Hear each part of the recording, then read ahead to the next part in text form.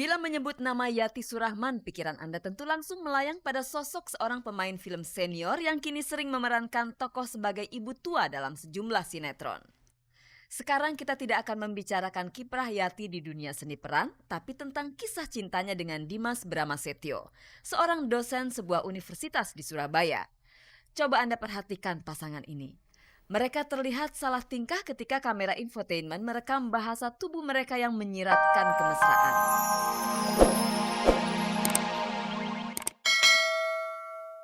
Sering ya, tapi itu semuanya udah diserahkan kepada yang berwajib.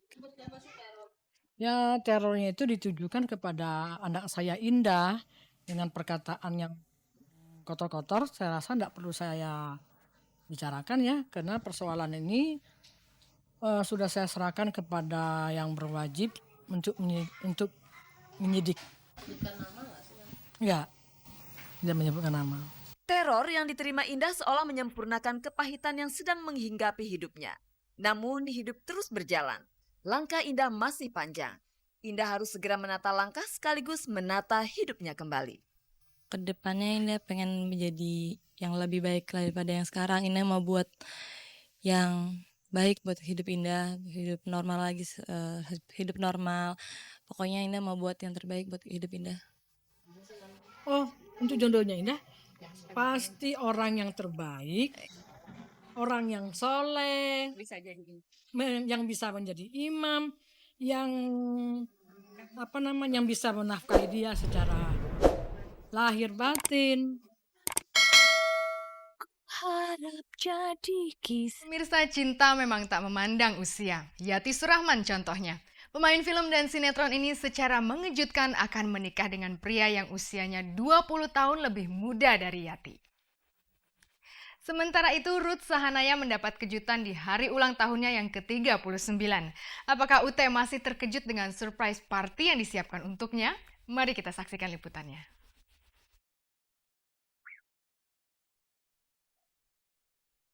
Ketika Ruth Sahanaya sedang berlatih vokal di studio musik milik Erwin Gutawa, kedua anak UT Nadine dan Mabel terlihat berada di tengah kerumunan sahabat-sahabatnya. Rupanya mereka sedang menunggu kedatangan UT yang sama sekali tidak tahu bahwa sebuah pesta kejutan ulang tahun telah menanti.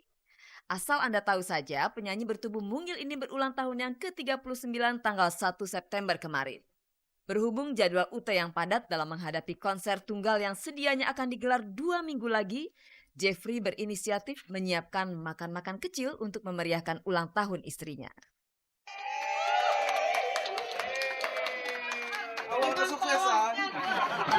Ada apa sih ini meeting produksi? Oh sih ikut gua, iya. Ini udah keberapa kali dibikinin surprise gitu, kejutan-kejutan, emang sebego aja kali ya, dibodohin gitu masih kecolongan aja terus gitu. Kalau yang sekarang ini memang dari pagi saya udah mikir-mikir nih, aduh takutnya aku mau dikerjain lagi nggak ya, sempet gitu. Mbak kan sempet nanya, nggak belajar dari pengalaman. Sebenarnya dari pagi aku udah aduh takut gue dikerjain lagi nggak dikerjain, tapi begitu aku pergi tadi ke Nggak ada radio ke apa sampai tadi detik tadi nggak ada apa-apa, aku gini oh nggak, gue nggak dikerjain tetap dikerjain juga. Ini merupakan rasa syukur saya keluarga secara pribadi sebagai suami bahwa Tuhan masih memberikan kesempatan UT mendapatkan umur 1 tahun lagi, dan saya yakin ini menjadi satu tantangan yang luar biasa buat UT semakin dewasa. Kedewasaan UT dalam menjalani hidup tak ayal berkat dukungan Jeffrey. Jadi, kalaupun UT tidak mendapatkan hadiah spesial di hari ulang tahunnya, rasanya tak mengapa. Karena ia telah mempunyai satu hadiah yang lebih berharga, yakni suami dan keluarga yang selalu berada di sampingnya. Spesial giftnya ini loh buat saya bisa. Ada deh rahasia lah pokoknya deh, itu hanya kita berdua tahu dengan Tuhan. Tapi buat saya bisa ngadain konser ini sekarang satu hadiah dari Jeffrey juga, karena itu merupakan impian saya juga. Jadi buat Dari saya dulu ini, kepengen. dia bisa mewujudkan, jadi itu kado buat saya rasanya gitu. Saya sampai detik ini kalau sebagai istri dalam keluarga saya di rumah, saya rasanya sudah utuh sekali ya, rasanya sudah sempurna, sudah punya suami yang baik, yang sangat menunjang karir saya, 2 anak saya yang cantik-cantik, Tuhan udah berikan, itu semua betul-betul karunia yang luar biasa.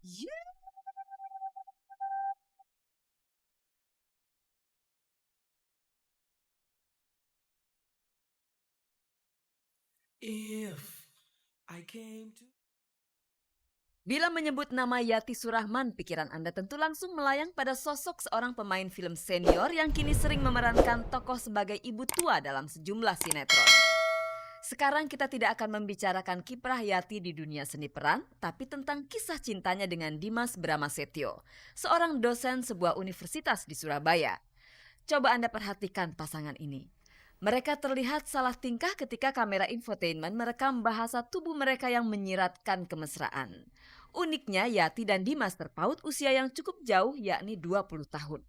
Dengan kalimat tersirat, Yati mengutarakan pendapatnya bahwa faktor usia tidak dijadikan penghalang bagi mereka untuk menyatukan hati. Saya rasa kita saling dukung aja, kita saling melengkapi, terus setiap orang punya kekurangan dan kelebihan, dan kita mencoba melengkapi itu. Mungkin ada negatif anggapan orang, saya nggak peduli itu gitu. Terserah mereka mau bilang apa gitu. Sebetulnya Yati dan Dimas adalah kawan lama. Mereka berkenalan di Surabaya sekitar 5 tahun lalu. Saat benih-benih cinta mulai bersemi di hati keduanya, Yati tak mampu memupuk rasa itu karena ia telah bersuami. Dimas pun kemudian menikah yang akhirnya harus berakhir karena sang istri meninggal dunia di tahun 2005 ini. Aku kenal dia dan kita udah artinya saling suka itu sebelum ada almarhum memang. Sebelum ada almarhum masuk. Apakah Yati percaya bahwa Dimas adalah jodohnya sehingga akhirnya mereka dipertemukan kembali? Saya pisah, saya belum dengar kabar kalau istrinya aneh. Saya pisah tahun lalu. Kalau istrinya kan meninggal tahun ini. Hunus. Lantas bagaimana tanggapan keluarga sendiri? Keluarga aku nggak tahu, lu nyolong tahu kan? Keluarga nggak Nggak ada yang tahu. Keluarga saya sih nggak ada masalah gitu ya. Jadi apa yang menurut saya baik mereka dukung. Kabarnya kalian akan segera menikah ya? Tahun ini sih kecepatan nggak sih? Janganlah, kita hormati mendiang istrinya karena mendiang istrinya juga adalah juga buat saya sahabat saya.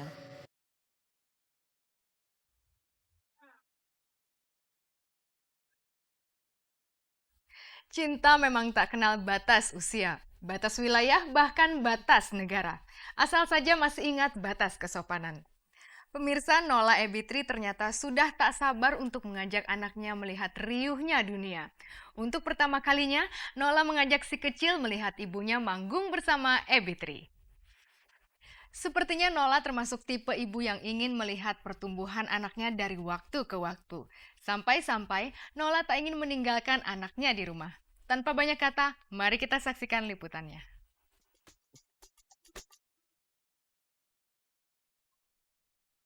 Apapun akan dilakukan seorang ibu untuk kebahagiaan anaknya. Itulah yang sedang dilakukan Nola Ebitri untuk pertumbuhan si kecil Adila Rafa Naura Ayu.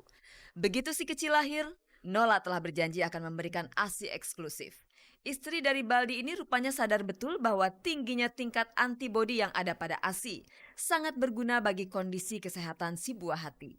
Selain itu, Nola pun menolak untuk mempekerjakan seorang babysitter. Ia dan Baldi telah bertekad untuk menjadi pengasuh bagi Naura.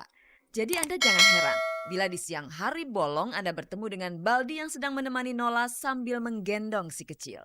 Suatu kelengkapan buat saya menjadi seorang ibu, menjadi seorang wanita, karena saya sudah menjadi ibu sekarang.